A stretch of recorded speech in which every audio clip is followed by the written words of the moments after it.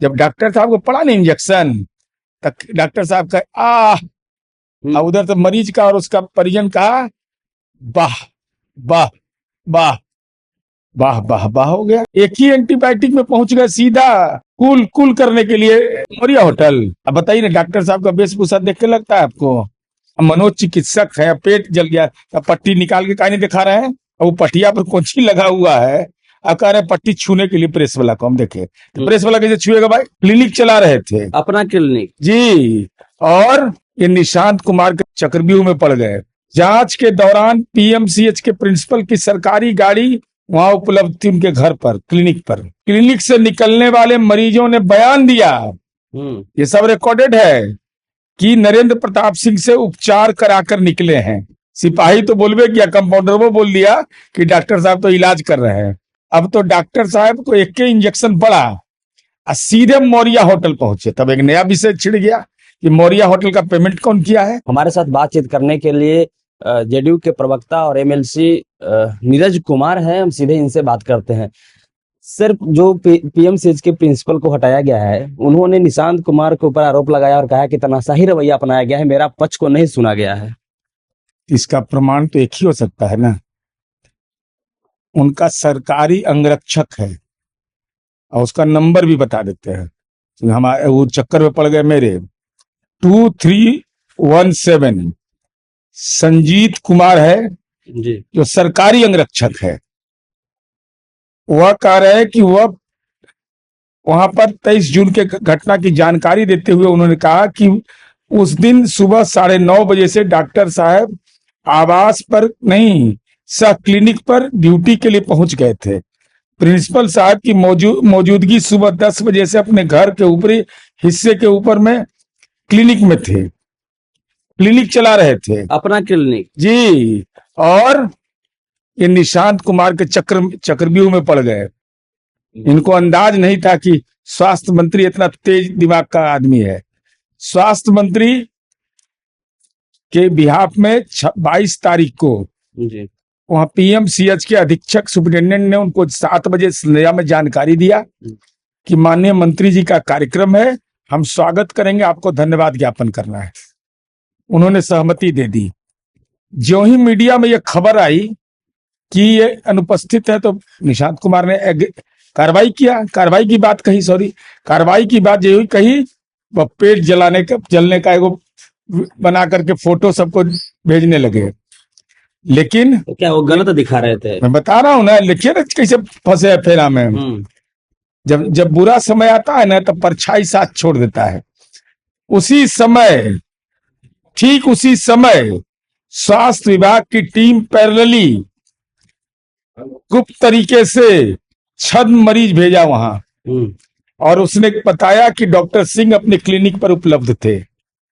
जांच के दौरान पीएमसीएच के प्रिंसिपल की सरकारी गाड़ी वहां उपलब्ध थी उनके घर पर, क्लिनिक पर। क्लिनिक से निकलने वाले मरीजों ने बयान दिया, ये सब रिकॉर्डेड है, कि नरेंद्र प्रताप सिंह से उपचार कराकर निकले हैं। तो आप कैसे बीमार आदमी थे तो उपचार कर रहे थे? मतलब पूरा जांच पड़ताल किया। हाँ, और कंपाउंडर भी जो था, सिपाही तो बोलबे किया, कंपाउंडर वो बोल दिया कि डॉक्टर साहब तो इलाज कर रहे हैं। कौन अपना गला फंसाएगा? कोई गला नहीं फंसाएगा।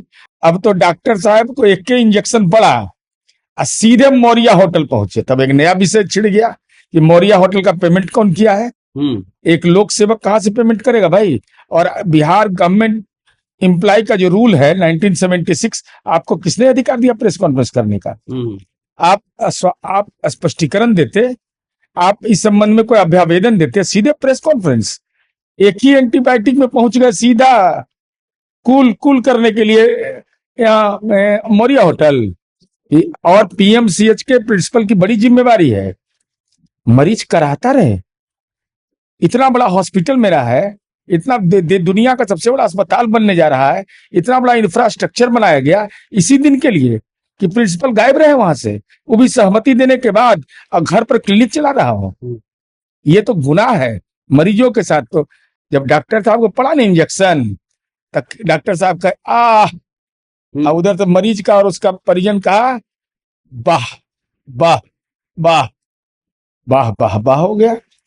मरीज लोग हैं खुश हैं। बिल्कुल भाई, स्वाभाविक है ना भाई। हम लोग सामान्य रूप से जनप्रतिनिधि, हम लोग को फोन आता है तो बड़ा पीड़ा होती है भाई। अगर हमको भर्ती कराना होता है तो हमको हेल्थ मैनेजर से या प्रिंसिपल से या सुप्रिटेंडेंट से बात करनी पड़ती है। क्यों भाई? सिस्टम क्यों नहीं अपडेट कर रहा होगा? कोई मरीज जाएगा, कोई रेफर कैसे कर देता है? इन चीजों पर स्वास्थ्य विभाग काम कर रहा है। अब जिसका इलाज बाढ़ में हो सकता है उसको भी रेफर कर देता है। और रेफर करने की भी नीति है कि आपको कोऑर्डिनेट करना होगा पीएमसीएच, आईजीआईएमएस से, एम्स से।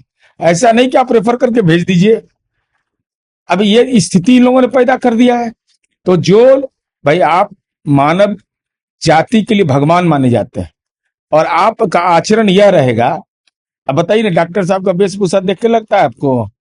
अच्छा, दिमाग मनोचिकित्सक है ये, जो सुने जानकारी मिली है।